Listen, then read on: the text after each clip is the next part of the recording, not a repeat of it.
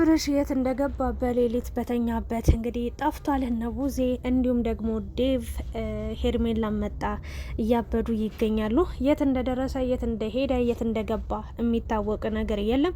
ቡዜም እጅግ በጣም እያዘነች ትገኛለች። ሄርሜላም እርግጠኛ ነኝ ኤፍሬምና ሩታ ናቸው በሌሊት መጠው የወሰዱት ከሀገር ይዘውት ሊጠፉ ነው በማለት እንግዲህ ሄርሜላ ከባድ መልእክት አስተላልፋለች።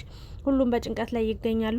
አንዳንድ ተመልካች እሰይ ገና ታብዳላችሁ ማበድም አለባችሁ እሱን ልታሳብዱ ቆርጣችሁ የተነሳችሁ ሰዎች ናችሁ፣ ስለዚህ እሰይ የሚሉ ሰዎችም አሉ። ሌሎቹ ደግሞ አብርሽ ጤነኛ አይደለም ወይም ደግሞ በዚህ ሰዓት በጣም አስጨናቂ ጊዜ እያሳለፈ ነው፣ ከእህቱ መራቅ መለየት አልነበረበትም የሚሉ ሰዎች አሉ። ለማንኛውም ግን አብርሽ እንዴትና የት ሊጠፋ ቻለ? ትናንት እንደሚታወቀው እንግዲህ ቡዜ ኔጋ ካልሆነ ብላ ድርቅ ብላ እንግዲህ ሄርሜላን ጎትታ አምጥታ ነበረ። ሄርሜላ እዛው ነበረች መሰንበቻዋንም ሩታን መጣለች። ሶ ሩታን ሂጂ ወደ ቤትሽ በማለት እንግዲህ ሄርሜላ ነበረች። አው ሄርሜላ በኋላ ላይ ወጣ ብትሄድም ኤፍሬምንም ሄድ ብለውት ነበር። አብርሽም የተኛ ይመስል ነበረ።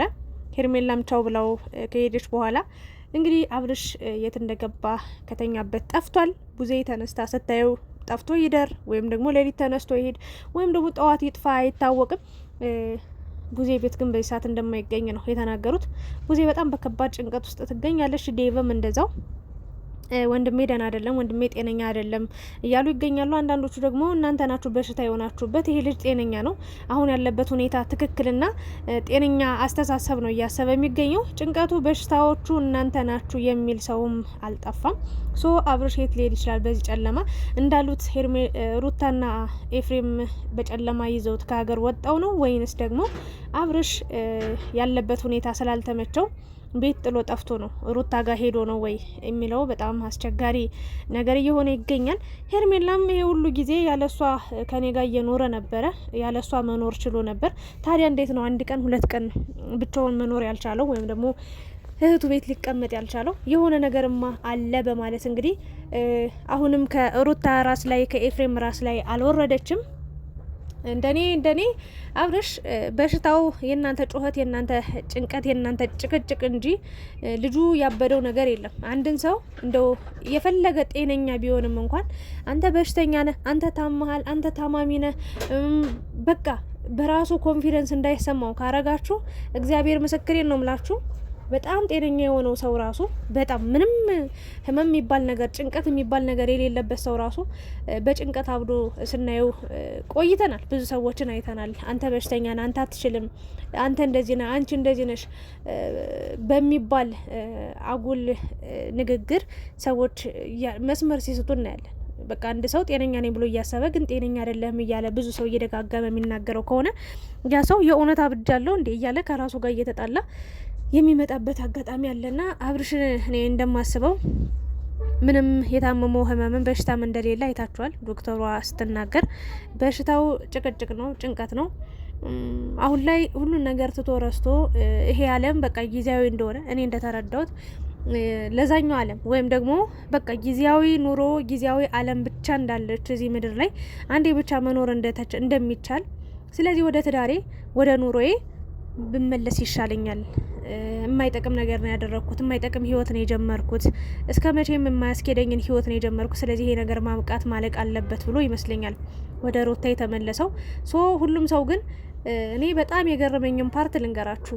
ሁሉም ሰው ከተመልካችም ከእህቱም ጨምሮ በዙሪያው በአብርሽ ዙሪያ ያለን እያሉ ከሚያስቡ ሰዎች አስተሳሰብ መጀመሪያ ሄርሜላ ይሄ ልጅ ባለትዳር ነው፣ ነፍሰ ጡር ሴት ሚስት አለችው፣ ብዙ ዋጋ ከፍላለታለች። ኢቭን እሱ ራሱ ለትዳሩ ብዙ ዋጋ ከፍሎ የመጣ ወንድ ነው ያውቃሉ። ከ2 አመት በላይ በጣም በብዙ መንገድ የተፈተነበት ፈተና በቃ በእሳት ተፈትኖ ያለፈበት ትዳር ኑሮ ህይወት እያለው አንድ ሴት መጣ ሀሳቡን አስቀይራው በቃ አላደል ከኔ ጋር ሁን እሷን ተዋት ከነ መፈጠሯ ሁሉ እርሳት ተዋት ብላ አንድ ሴት በህይወቱ ስትመጣ እንግዲህ እዛ ጋር ዋጋ ሲከፍልለት የነበረው ትዳርና ህይወት አለ። እሺ ብሎ ወደ እሷ ሲመጣ ምንም ያልገረማችሁ ምንም ያልደነቃችሁ እንደውም ጥሩ አረገ ደግ አረክ በጣም ጥሩ ውሳኔ ነው የወሰንከው እያላችሁ እየደገፋችሁ እያበረታታችሁ የነበረበት ሰዓት አለ። አሁን ላይ ወደ ትዳሬ ሊሰብሰብ እኔ ልጄንና ሚስቴን ነው የምፈልገው፣ ከልጄና ከሚስቴ ጋር ነው መሆን የምፈልገው ብሎ አንድ ሰው መጦ ወደ ራሱ ሲመለስ እንዴት በሽተኛ ነው በቃ ጤነኛ አይደለም እያላችሁ በዚህ ልክ ይሄን ሰው እንዴት ባልሆነ ነገር ልትከትቡት ትችላላችሁ? ወይም ደግሞ እኔ እንጃ አላቅም። እንዴት ደስታን አልፈለጋችሁም? እንዴት የበፊቱ ከሄርሜላ ጋር ሲሆን ያልገረማችሁ ሰዎች እንዴት ከኑሮ ጋር ከራሱ ከትዳሩ ጋር ዋጋ ከከፈለበት ህይወት ጋር ሲሆን እንዲህ አንገበገባችሁ? እግዚአብሔርን ከቡዜ ጀምሮ ማለት ነው። እኔ በጣም ነው የገረመኝ። ለማንኛውም እኔ አሁንም የምረዳው ይሄ ልጅ ጠፍቷል፣ የት እንዳለ አይታወቅም።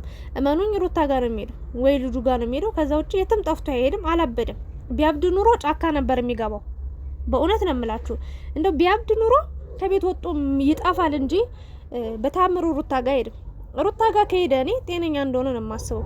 በቃ በዚህ ሰዓት እረፍት የምሰጠው ሰላም የምሰጠው ደስታን የምሰጠው ሩታና ሩታ እንደሆነች ብቻ አውቆ ገምቶ ወይም ትክክለኛ ህይወቱ ትክክለኛ ኑሮ እሷ ጋር እንደሆነ አስቦ በደንብ ወደ ጤንነቱ ተመልሶ ከራሱ ጋር የሆነ ይመስለኛል፣ እንደኔ ባልሳሳት ማለት ነው እንጂ ሩታ በሌሊት መጣ የምትወስድበት ምክንያት አለ ብዬ አላስብም። ከሀገር ይዛው ልትወጣ ነው ካላችሁ ይዛው ትውጣ እና አትበላው፣ አትቆርሰው፣ አትሸጠው። ይህ ልጅ እኮ በጭንቀት አእምሮ ተወጣጠረ እንጂ በሽተኛ አይደለም፣ ወይም ደግሞ ምንም የጎደለበት አካልም የሆነው ነገርም የለም እና ወደ ሩታ ከተመለሰ በቃ ደስታውን ሰላሙን እሷ ጋር ነው መኖር የሚፈልገው፣ እሷ ጋር ነው ማድረግ የሚፈልገው። ስለዚህ ጤነኛ ነው ብዬ ነው ማምነው እኔ እንጂ ወደ ትዳሩ ወደ ሩታ ተመለሰ ተብሎ ጤነኛ እንዳልሆነ በዚህ ልክ ጤነኛ አይደለም እያላችሁ 10 የምትጨቀጭቁት ከሆነ ልጅ እኮ ያገናዝባል። አእምሮ እኮ አለው፣ ጆሮ አለው። የምትሉትን በነገራችን ላይ ሁሉንም እያንዳንዱን ነገር ይሰማል። ሁላችሁም ግን ለራሳችሁ ጥቅም እንደምትስገበገቡ ስላየ ነው ሁሉንም ጥሎ ሄደው። ኢቭን እህቱን እንኳን አላከበረም። አብዶ አይደለም ጥሎ ሄደው። በነገራችን ላይ አብዶ በቃ ተበሳጭቶ አይደለም፣ በቃ የተናደደው በእናንተ ነው። የህመሙ ምክንያቶች የጭንቀቱ ምክንያቶች እናንተ ስለሆናችሁ ጥሎ ሄደ። ደግ አረገ ነው የምለው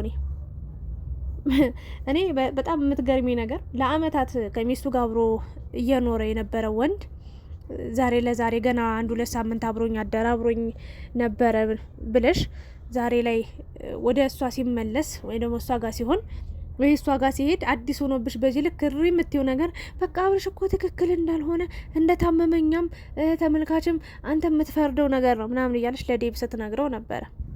ታዲያ ጤነኛ ካልሆነ ይሄ ልጅ እንደው ስታወሩ እንኳን ዞር ብላችሁ አታወሩም? እዛው ፊቱ ላይ ሆናችሁ አይደል እንዴ በሽተኛ ነህ፣ ታማሚ ነህ፣ አእምሮ ስቷል ምናምን ትክክል አይደለም እያላችሁ መከራውን የምታበሉት። ስለዚህ መጥፋቱ ጥሩ ነው። ለማንኛውም ሩታ ጋር ሄደው ሌላ የትም ቦታ ሄድም የትም ማለት ነው። ወይም እረፍት ማግኘት ፈልጎ የሆነ ቦታ ራሱን ደብቆ ሊሰወር ይችላል። እንደው ያ ቢሆን ጤነኛ ይሆን ነበር። አሁንም ቡዜ መድኃኒዓለም ነው የምላችሁ ይሄ ልጅ የማትፋታው የማትተው የእውነት ሩታ አንቺ እንደፈለግሽ አድርጊው ብላ የማትተው ከሆነ በሽተኛ ነው የሚሆነው የባሰ። በእውነት ነው የምላችሁ። አሁን ቡዜ መብት ስላላት ነው። በእርግጥ ሩታም ትናንትና በጣም ነው ያናደደች። እህቱ ቤት ነው የሚያድረው።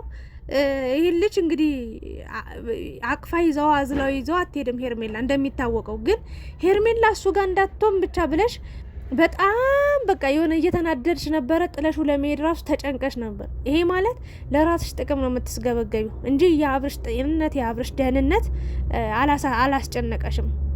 ይህን የተረዳሁት። ለማንኛውም ግን ሁሉም በጊዜው ይሆናል። ሁሉንም ነገር የምናየው ይሆናል። አብርሽ እንግዲህ ከሁለት አንድ ነው የሚሆነው። አንድ የነሱ ጭቅጭቅ የነሱ ጩኸት መሮት ሰልችቶት በቃ ብን ብሎ ጠፍቶ ለተወሰነ ጊዜ ራሱን ማዳመጥ ፈልጎ ሊሰወር ይችላል። ሁለት ደግሞ ወይ ሩታ ጋርና ልጁ ጋር ነው የሚሄደው። ከዛ ውጭ የትም የሚሄድበት ቦታ የለም። በዚህ ልክ እሪ አትበሉ። ልጁን በሽተኛ አታርጉት። ልጁን የአእምሮ ህመምተኛ አታርጉት። ባጭሩ ማለት ነው የአእምሮ ህመምተኛ ነው። ራሱን ሊስች የሚችለው ከራሱ ጋር የማይሆነው እንደዚህ አይነት ሰው ነው። ስለዚህ እሱ ልጅ ግን ያስባል፣ ያገናዝባል። ሲጀመር ጸጥ ብሎ የሚሰማችሁ የሚያያችሁ ብዙ ነገር እየታዘባችሁ ነው። እናንተ ግን አልገባችሁም። ለማንኛውም አሁን በዚህ ሰዓት አብርሽ የት ነው? ምን እያደረገ ነው? እንዴት እስከ ቤት ሊወጣ ቻለ? መጣው ሩታ ኤፍሬም ወስደውት ነው ወይንስ በራሱ ወጦ ሄዶ ነው? በራሱ ወጦ እስከሄደ እንደተባለው ሩታና ኤፍሬም ከሀገር ይዘውት ወጣው ነው ወይንስ ደግሞ ራሱን ደብቆ ከራሱ ጋር መሆን ፈልጎ ነው? ወይስ ደግሞ ሲጠፋ ሩታንም ሄርሜላንም ቡዜንም ወንድሙንም ለመታዘብ ነው ብላችሁ ታስባላችሁ? እኔ እንግዲህ ከዚህ ሁሉ አንዱ ምክንያት ሊሆን ይችላል ብዬ አስባለሁ። ግን ከዛ ቤት መውጣቱን ደስ ብሎኛል። እግዚአብሔር ምስክሬ ነው ብላችሁ ዛሬ ባይወጣ ሄርሜላ ሜዳኛኛኝ ትል ነበረ፣ ሩታ ሜዳኛኝ፣ ቡዜኛኝ በቃ አላ ዴቭ በቃ ይጮሃል፣ ዳኒ መጥቶ ይቀውጠዋል። ይሄ ልጅ በጭንቀት አብዶ ይሄድ ነበር። ከማበዱ በፊት መውጣቱን የጥሩ ነው ብዬ ነው ማምነው። እግዚአብሔር ምስክሬ። ምንም የትም ቦታ እመኑኝ፣ ምንም የትም ቦታ አብዶ አይሄድም። ጨርቁን ጥሎ እመኑኝ አይሄድም። ይሄ ልጅ ሊሄድ የሚችለው ወይ ራሱን ሊያዳምጥ የሆነ ቦታ ራሱን ለመሰወር ነው፣ ወይ ደግሞ ሩታ ጋር ነው ሄደው። አለቀ። አሁን አንቺ በሌሊት መጣ ሩታ ምን እንዳረግ አንቺ ራስሽ ምን እንዳረግሽ ወደ ቤት ሄጃለሁ ብለሽ ደህና ደሩ ብለሽ ነው ወጣሽ ሄድሽው አይደል? አብርሽን ተሰናብተሽ ነው ሄድሽው። እዛው ተደብቀሽ ቆይተሽ ምን እንዳረግሽው ምን ይታወቃል? በማን እንዳስወሰድሽው ምን ይታወቃል? አንቺ ራስሽን መጀመሪያ አጥሪ። ሰው ላይ እንደዚህ ነው እንደዛ ነው ብለሽ ከመፍረድሽ በፊት ራስሽ ብታጠሪ፣ መጀመሪያ ራስሽን ብትፈትሽ የተሻለ ነው ብዬ ነው ማስበው።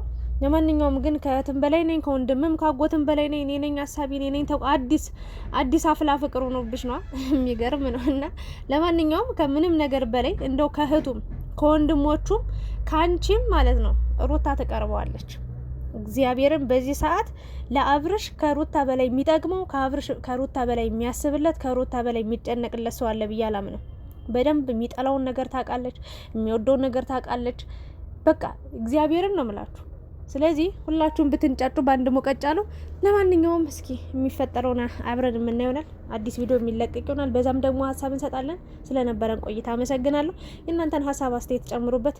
ቴንኪዩ የኔ ውዶች። ላይክ፣ ሼር፣ ሰብስክራይብ ማድረጋችሁን ታዲያ እንዳትረሱ እሺ።